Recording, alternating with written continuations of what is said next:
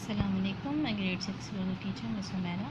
آج میں نے آپ لوگوں کو مربانی اردو میں صفحہ نمبر 84 پر عربی قاعدے سے جمع بنانا بتایا ہے۔ یہاں پر لکھا ہوا ہے، آپ لوگ دیکھ سکتے ہیں کہ استاد سے اساتذہ، ادیب سے ادبا، امیر سے عمرہ، امر سے امور، آفت سے آفات، ادب سے آداب، احسان سے احسانات، اثر سے آثار، آلہ سے آلات، بخار سے بخارات، بیان سے بیانات، برکت سے برکات، باغ سے باغات، بیگم سے بیگمات، تاریخ سے تواریخ، تجربہ سے تجربات، تدبیر سے تدابیر، تفسیر سے تفاسیر، تقریر سے تقاریر، تحفہ سے تحائف۔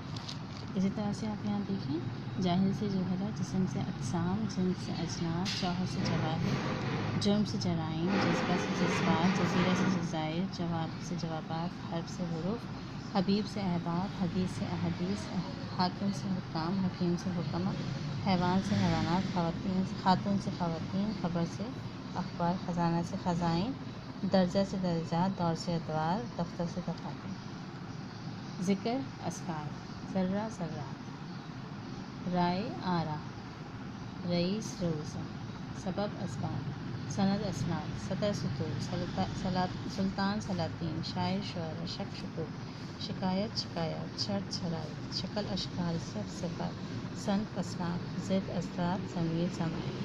ٹھیک ہے، اس طرح سے آپ لوگوں کو عربی قاعدے سے آپ جمع بنانی ہے۔ ٹھیک ہے، صفحہ نمبر 86 پہ یہاں پہ خلاصہ نگاری دی ہوئی ہے۔ بلوچستان کے رہنے والے، عبارت ہے: ہمارا وطن پاکستان 4 صوبوں پر مشتمل ہے۔ ہر صوبے کی اپنی ایک نمایاں تہذیب و تمدن، مخصوص زبان و ادب، خاص قدرتی بناوٹ، خوبصورت موسم اور لوگوں کا دلچسپ رہن سہن ہے۔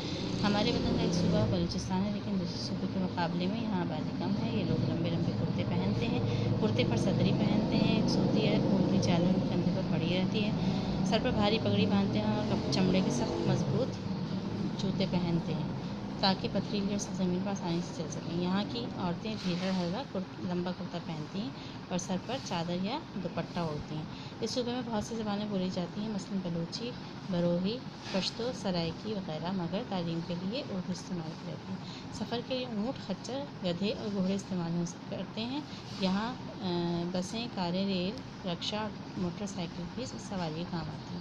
یہاں کے لوگ آڑو، آلوچہ، انگور، خوبانی، پستے اور ناریل وغیرہ کے باغات لگاتے ہیں، ان پھلوں کی تجارت کرتے ہیں۔ ٹھیک ہے، یہ بات آپ لوگ پڑھیں گے اچھے سے اور اس کا خلاصہ لکھیں گے، یعنی شارٹ کر کے اس کو لکھیں گے یہاں نیچے دی گئی جس جگہ۔